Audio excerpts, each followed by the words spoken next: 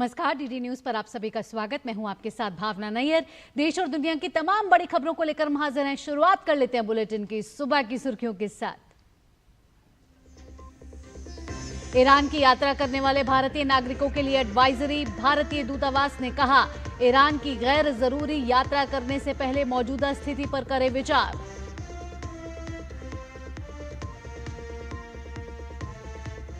बांग्लादेश में सत्यजीत रे का पैतृक घर गिराए जाने पर भारत सरकार ने जताई गहरी चिंता।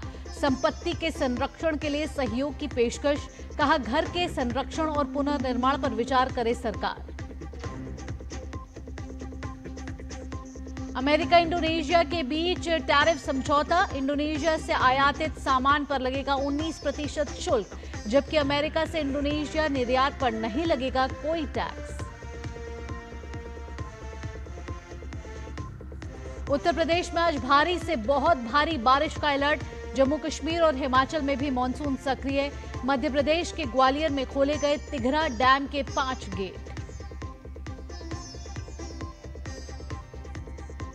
और भारत इंग्लैंड की महिला क्रिकेट टीम के बीच आज से वनडे सीरीज T20 सीरीज में ऐतिहासिक जीत दर्ज करने के बाद भारतीय टीम के हौसले बुलंद।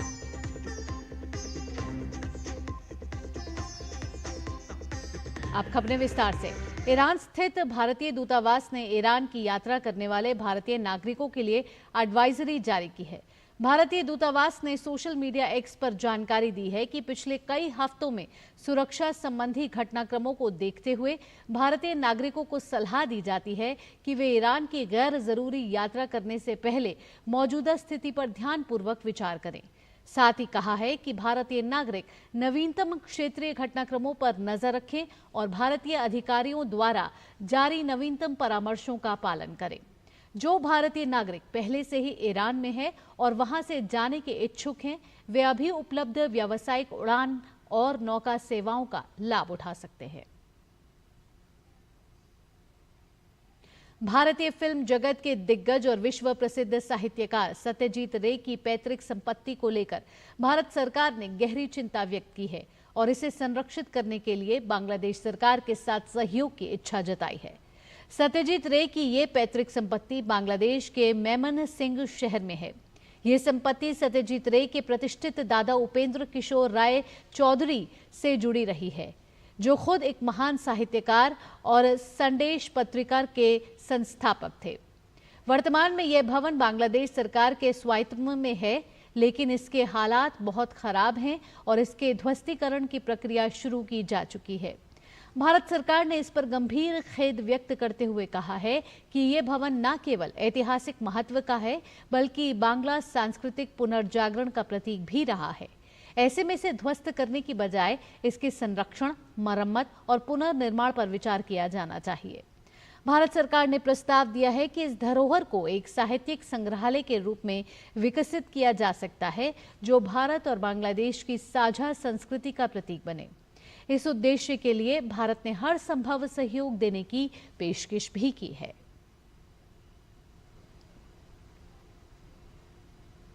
बिहार में आगामी मतदाता सूची के लिए चल रहे SIR अभियान में अब तक 86.32% मतदाताओं ने प्रपत्र जमा कर दिए हैं। शेष मतदाताओं से BLO द्वारा व्यक्तिगत रूप से संपर्क किया जाएगा।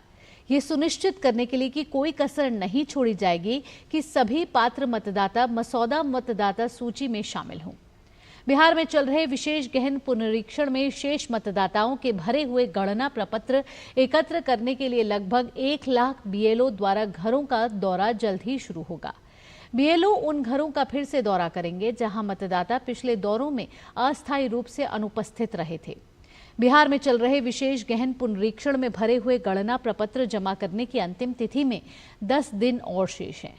बिहार के 7,69,69,844 मतदाताओं में से 6,81,67,861 EF या 86.32% एकत्रित किए जा चुके हैं। मृत, स्थायी रूप से स्थानांतरित और एक से अधिक स्थानों पर पंजीकृत लोगों को ध्यान में रखते हुए एसआईआर के ईएफ संग्रह चरण में बिहार के करीब 7.9 करोड़ मतदाताओं में से 90.84% को कवर कर लिया गया है। केवल 9.16% मतदाता ही 25 जुलाई की समय सीमा से पहले अपने भरे हुए ईएफ जमा करने के लिए शेष हैं। ECI नेट के माध्यम से मतदाता अपने ईएफ ऑनलाइन भी भर सकते हैं और जहां भी लागू हो 2003 ER में अपना नाम भी खोज सकते हैं। मतदाता ECI नेट ऐप का उपयोग करके अपने BLO सहित अपने चुनाव अधिकारियों से भी जुड़ सकते हैं। ECI नेट पर फॉर्म अपलोड करने की संख्या में और तेजी आई है और आज शाम 6 बजे तक इस प्लेटफॉर्म पर 6.2 करोड़ से अधिक गणना फॉर्म अपलोड किए जा चुके हैं।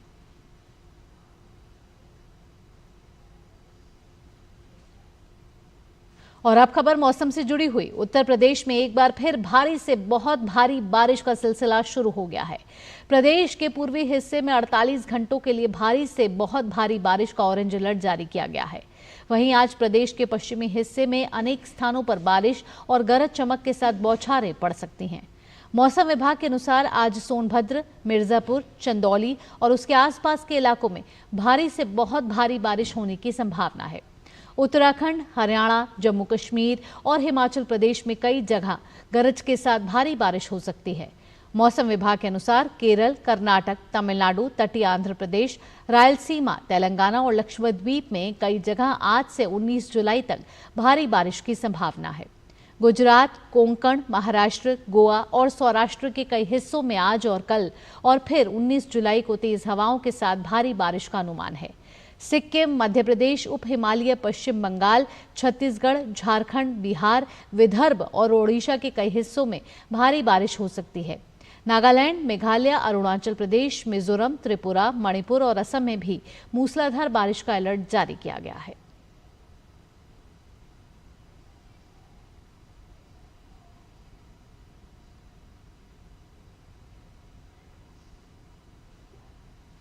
मध्य प्रदेश के ग्वालियर में नदी का जलस्तर बढ़ने पर तिघरा बांध के 5 गेट खोल दिए गए हैं।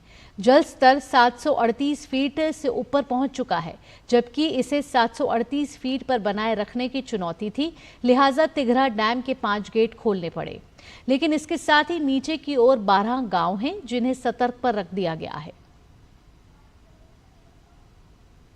पानी एक्चुअली 738.50 हो गया था, तो हमें इसको 738 का लेवल मेंटेन करना है, तो उसके संबंध में इस वाटर लेवल को डाउन करने के लिए 5 गेट आज तिघरा के खोले गए, 2-2 फीट के आसपास, 2-2-2.5 फीट करीब। अगर पानी बढ़ता है तो 2 गेट और हैं, उनको ऑपरेट करेंगे और उससे पानी को निकालेंगे। कम से कम इसके डाउन स्ट्रीम में 12 गाँव अपने हैं, उनको सभी को अलर्ट कर दिया गया। तहसीलदार, पटवारी, RI सबको अलर्ट कर दिया।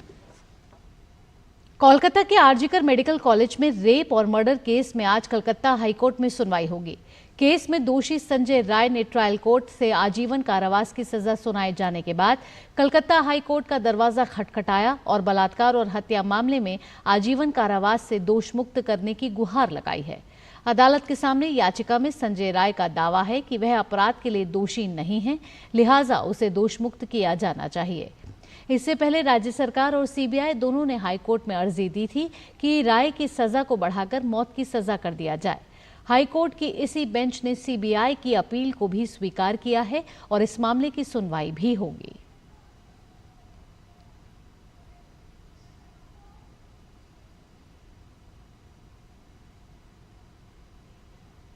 नेपाल के सुप्रीम कोर्ट ने एक ऐतिहासिक फैसला सुनाते हुए विवाहित महिला को भी अपने पिता की संपत्ति में बराबर का अधिकार देने की बात कही है। हालांकि यह कानून नेपाल के नए संविधान के जारी होने के दिन से लागू करने का फैसला सुनाया गया है। पिता की संपत्ति पर अधिकार मांगने के मामले में सुनवाई करते हुए सुप्रीम कोर्ट ने कहा है कि नेपाल का संविधान जारी होने के दिन से ही वह कानून लागू किया जाए जिसमें पिता की संपत्ति पर विवाहित बेटियों को भी बराबर का अधिकार देने की बात का उल्लेख है। 5 जजों में से 3 जजों ने बहुमत से ये फैसला सुनाया है कि सरकार का यह कानून संविधान जारी होने के दिन से लागू किया जाए, जबकि 2 जजों का मत यह था कि पिता की संपत्ति पर सभी बेटियों का बराबर का अधिकार होना चाहिए। इसमें संविधान में दिन, तारीख या साल नहीं लिखा है, तो इसमें विवाहित या अविवाहित नहीं देखना चाहिए। नेपाल के ऊर्जा मंत्री दीपक खडका ने ऊर्जा क्षेत्र से जुड़े नए विधेयकों को लेकर निजी क्षेत्र से घबराने की बजाय भरोसा बनाए रखने की अपील की है। IPPAN कार्यक्रम को संबोधित करते हुए ऊर्जा मंत्री ने कहा कि सभी विधेयक राष्ट्रीय हित को ध्यान में रखते हुए तैयार किए जा रहे हैं। सभी ऊर्जा परियोजनाओं के IPO और पावर परचेज एग्रीमेंट में निर्धारित वाणिज्यिक संचालन तिथि जैसे मुद्दों को सुलझाने के लिए एक समिति बनाई गई है। ये समिति परियोजनाओं की स्थिति के अनुसार निर्णय लेगी। मंत्री के अनुसार नेपाल सरकार ने 28,500 मेगावाट विद्युत उत्पादन का रोड मैप तैयार किया है, जिससे लाखों लोगों को रोजगार मिलने की संभावना है। कार्यक्रम के दौरान नेपाल के पूर्व प्रधानमंत्री शेर बहादुर देउबा ने भी निजी क्षेत्र की भूमिका की सराहना की। वक्त एक छोटे से ब्रेक का हो गया। ब्रेक के बाद भी खबरों के सिलसिले को जारी रखेंगे। पता है, I was a bright student. कुछ करना चाहती थी, कुछ बनना चाहती थी। आप अपना खुद का स्टार्ट कीजिए ना। खुद का बिजनेस? पर उसमें पैसे तो बहुत लगेंगे ना। Zero investment. Zero investment? हाँ, I'm doing it. मैं एक principal madam. She's my client. मैं LIC एजेंट हूँ। LIC एजेंट बनो? अब बड़ा सोचो। हमारी वेबसाइट पर जाएं या अपनी नजदीकी LIC शाखा से संपर्क करें। जो लक्ष्य चुना था समझ आने लगा है। GLA यूनिवर्सिटी, उच्च लक्ष्य की निश्चित प्राप्ति। ब्रेक के बाद आपका स्वागत है। मध्य प्रदेश के मुख्यमंत्री डॉक्टर मोहन यादव ने 2 दिवसीय दुबई की आधिकारिक यात्रा को राज्य के आर्थिक विकास और वैश्विक निवेश बढ़ाने की दिशा में एक अहम प्रयास बताया है।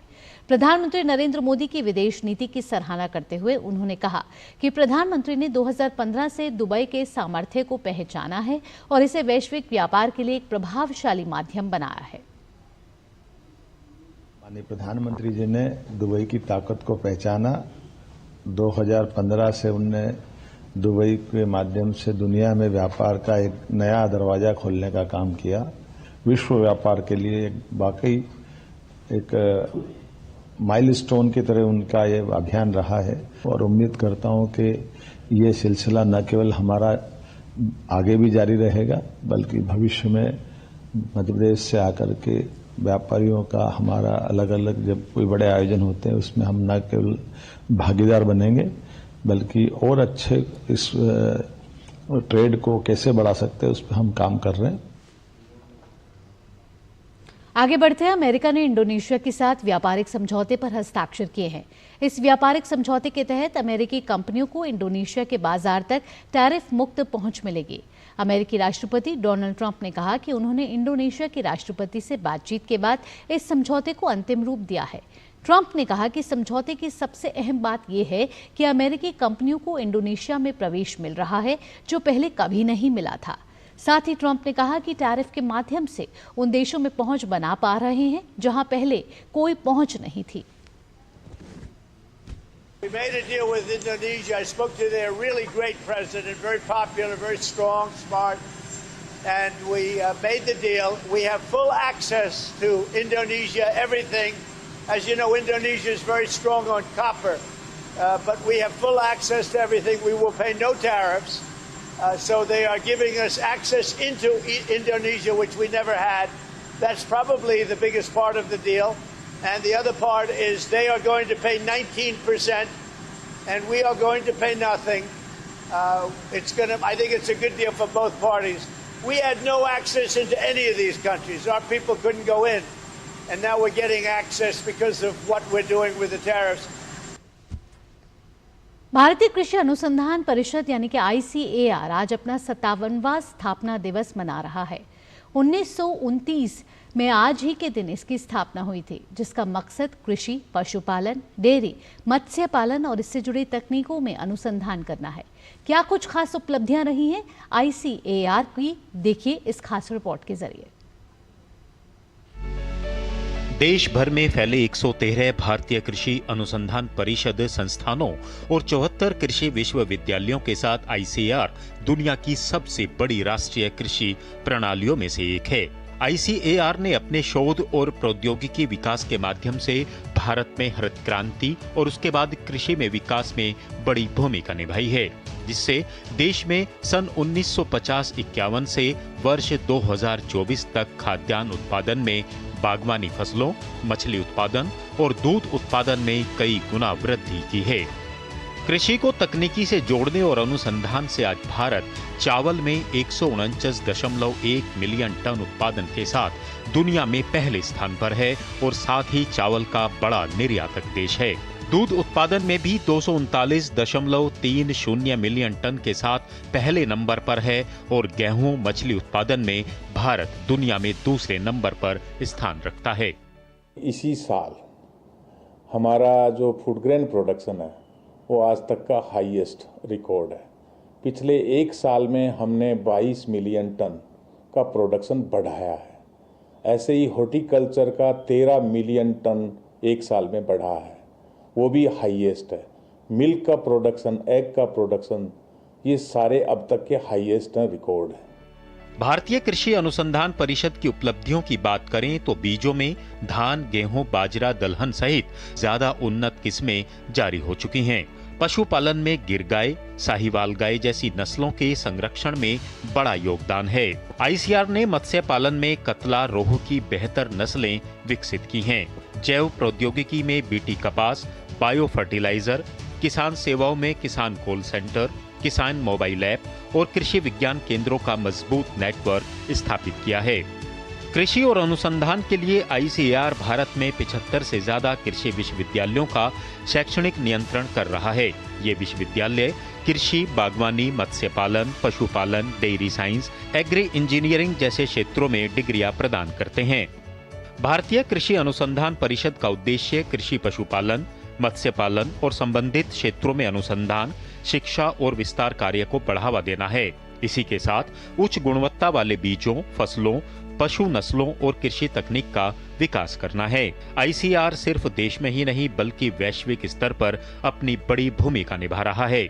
हिंदुस्तान एक कैपेसिटी डेवलपमेंट का हब बन रहा है, जो हम दूसरे जितने भी हमारे दूसरे देश हैं उनके लोग आके यहाँ से सीख रहे हैं, यहाँ पे उनको ट्रेनिंग दी जा रही है। जैसे अभी एक प्रोग्राम माननीय प्रधानमंत्री जी ने शुरू किया था दक्षिण, जो साउथ लर्निंग के लिए ही हुआ था और वो मिनिस्ट्री ऑफ एक्सटर्नल अफेयर के थ्रू चलाया जा रहा है। तो उसमें एग्रीकल्चर एक बहुत इंपॉर्टेंट एस्पेक्ट है।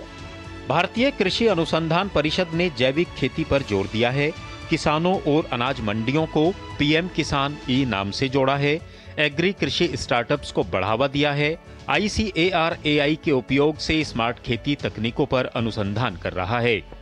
भारतीय कृषि अनुसंधान परिषद देश में कृषि किसानों के लिए राष्ट्रीय गौरव है, जिसने भारत को खाद्यान्न उत्पादन, पशुपालन और मत्स्य पालन में आत्मनिर्भर बनाने में बड़ी भूमिका निभाई है। Anuj Yadav, DD news, Delhi. Sand artist यानी रेत की कलाकारी करने वालों के लिए एक अच्छी खबर है। इंदिरा गांधी राष्ट्रीय मुक्त विश्वविद्यालय ने भारत की समृद्ध सांस्कृतिक विरासत को डिजिटल शिक्षा से जोड़ने की दिशा में एक महत्वपूर्ण कदम उठाते हुए सैंड आर्ट पर 2 ऑनलाइन पाठ्यक्रम शुरू किए हैं। ये पाठ्यक्रम विश्व प्रसिद्ध सैंड आर्टिस्ट और पद्मश्री सम्मानित सुदर्शन पटनायक के सहयोग से स्वयं प्लेटफॉर्म पर उपलब्ध कराए गए हैं। इन पाठ्यक्रमों के नाम हैं इंट्रोडक्शन टू सैंड आर्ट और principles and formats of sand art. इन दोनों पाठ्यक्रमों को खुद सुदर्शन पटनायक ने तैयार किया है। उनसे खास बातचीत की है हमारे संवाददाता मुकेश शुक्ला ने। सैंड आर्ट की दुनिया में अपने नाम का डंका बजा चुके सुदर्शन पटनायक, जो किसी परिचय के मोहताज नहीं है और उनको पद्मश्री अवार्ड से भी नवाजा गया है, अब वो एक नए रोल में आपको दिखाई देंगे। जी हाँ, हम सीधे चलेंगे सुदर्शन पटनायक जी से, जानेंगे क्या होगा इनका नया रोल और क्या वो नया एजुकेशन पॉइंट लेके आए बच्चों के लिए जो उनके चेहरे पर मुस्कुराहट लौटाएगा। किस तरह से एक नया आप जो एजुकेशन पॉलिसी ला रहे हैं इग्नू के साथ, जो आपका टाइप है, क्या है वो पूरा का पूरा एजुकेशन प्लान? नहीं, मैं तो कृतज्ञता ज्ञापन करूंगा honourable prime minister Narendra Modi ji का, जिनने की एक नया जो एजुकेशन पॉलिसी आया उसके वजूद कि हमारा भारत में हर कोने में जो क्रिएटिव फॉर्म्स है वो आगे आ सकता है, और उसकी वजह से ही आज जो इग्नू की तरफ से जो स्वयं प्लेटफॉर्म है, उस प्लेटफॉर्म के थ्रू ऑनलाइन के माध्यम से सारा वर्ल्ड में किसी भी कोने में सैंड आर्ट को सीख सकते हैं। मैं सोचता हूँ सैंड आर्ट तो दुनिया भर में था, बट पूरी जगन्नाथ धाम से ही, उड़ीसा से शुरू हुआ था। आज वो कला को, रेत की जो कला है, सैंड आर्ट बोलते हैं, तो वो आज एक एजुकेशन फॉर्मेट पे आया है। 6 महीना का एक कोर्स होगा और उसमें ऑनलाइन के माध्यम से हम पूरा इस कोर्स के थ्रू हम दिखाएंगे कि इस तरीके से सैंड आर्ट का, इसका थ्योरी भी बन रहा है, प्रैक्टिकल भी है। इसका पूरा कोर्स का डिज़ाइन हमने किया हुआ है। उसके साथ जो इग्नू की तरफ से एक एक्सपर्ट कमेटी किया गया है वो इसको देख रहे हैं और इसको वेरीफाई किए हैं। आज इग्नू के जो वाइस चांसलर है उनने लंच किया हुआ है और ये एक बहुत खुशी की दिन है हम सब लोग के लिए, क्योंकि सैंड आर्ट को एक एजुकेशन फॉर्मेट में लाया गया है। सारा विश्व भी देखेगा कि विश्व में इतना सैंड आर्ट पॉपुलर है, इतना वर्ल्ड चैंपियनशिप होता है, यूएस ओपन होता है, बट उसका एजुकेशन कहाँ पे नहीं हुआ था। ये पहले बार भारत में हुआ है। मिनिस्ट्री ऑफ एजुकेशन और इग्नू यूनिवर्सिटी की तरफ से एक बहुत बड़ा हम लोग के लिए, आज एन आर्टिस्ट के लिए एक बहुत बड़ा उपहार है। कैमरामैन आशीष के साथ मैं मुकेश शुक्ला, डीडी न्यूज़ दिल्ली। खेल की खबरों का रुख करते हैं। भारत और इंग्लैंड की महिला क्रिकेट टीमों के बीच वनडे सीरीज आज से शुरू होगी। सीरीज का पहला मैच साउथहैम्पटन में खेला जाएगा। T20 सीरीज में ऐतिहासिक जीत दर्ज करने के बाद भारतीय टीम की नजर अब वनडे सीरीज जीतने पर है। इससे पहले खेली गई 5 मैच की T20 सीरीज को भारतीय टीम ने 3-2 से अपने नाम किया था। इंग्लैंड के तेज गेंदबाज जोफ्रा आर्चर का कहना है कि वे भारत के खिलाफ टेस्ट सीरीज के आखिरी 2 टेस्ट में खेल सकते हैं। लॉर्ड्स टेस्ट में आर्चर ने लंबे समय बाद वापसी की थी और मैच में उनका शानदार प्रदर्शन देखने को मिला था। उन्होंने मैच में अपनी तीसरी ही गेंद पर विकेट हासिल किया था। भारत की दूसरी पारी में आर्चर ने 3 विकेट लिए थे और इंग्लैंड 192 रन की रक्षा करने में कामयाब रहा था। आर्चर चोट के कारण 4 साल से ज्यादा टेस्ट क्रिकेट से दूर थे। सीरीज का चौथा टेस्ट ओल्ड ट्रैफर्ड में 23 जुलाई से खेला जाएगा। ब्रिटेन के किंग चार्ल्स ने लंदन स्थित सेंट जेम्स पैलेस में भारतीय पुरुष क्रिकेट टीम और भारत की महिला क्रिकेट टीम से मुलाकात की। मुलाकात के दौरान टीम के खिलाड़ियों ने किंग चार्ल्स के साथ पिछले मुकाबले से जुड़े अपने अनुभव साझा किए। भारत की पुरुष और महिला क्रिकेट टीम इन दिनों इंग्लैंड के दौरे पर है। शुभमन गिल के नेतृत्व में भारतीय टीम 5 मैचों की टेस्ट सीरीज खेल रही है। वहीं हरमनप्रीत कौर के नेतृत्व वाली महिला टीम 3 मैच की वनडे सीरीज खेल रही है। किंग चार्ल्स से मुलाकात कर टीम इंडिया के कप्तान शुभमन गिल ने अपनी खुशी जाहिर की। It was amazing. I think he was very kind and generous to be able to call us here, and it was a pleasure meeting the king, and we had some really good conversations. He did tell us that the way our last batsman got out was quite unfortunate, the ball rolling on the stumps, and he was just asking us how did we feel after that, and we told him it was an unfortunate match for us, could have gone either ways, but hopefully we'll have better luck in the next both the next games. Japan open badminton प्रतियोगिता में आज 2 बार की Olympic medallist PV Sindhu, लक्ष्य सेन और सात्विक साईराज चिराग शेट्टी की जोड़ी अपने अभियान की शुरुआत करेगी। पहले दौरे में पीवी सिंधु का सामना जापान की सिम यू जिन से होगा। वहीं लक्ष्य सेन पहले दौर में चीन के वांग जी से भिड़ेंगे। चिराग शेट्टी और सात्विक साईराज की जोड़ी का पहला दौर में दक्षिण कोरियाई जोड़ी से सामना होगा।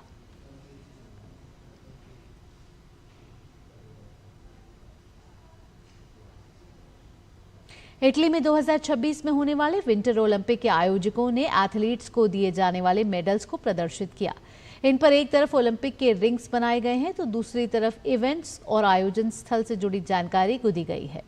पैरालंपिक के पदकों के लिए भी ऐसा ही डिजाइन इस्तेमाल किया गया है। विंटर गेम्स में कुल 245 स्वर्ण, 245 रजत और 245 कांस्य पदक दिए जाएंगे। पैरालंपिक में हर कैटेगरी में 137 पदक दिए जाएंगे। इसी के साथ इस बुलेटिन में इतना ही। देश और दुनिया की बाकी खबरों के लिए आप जुड़े रहिए डीडी न्यूज के साथ। अगला कार्यक्रम आप देखने वाले हैं नया सवेरा, मेरी सहयोगी आंचल के साथ। फिलहाल के लिए मुझे दीजिए अनुमति। नमस्कार।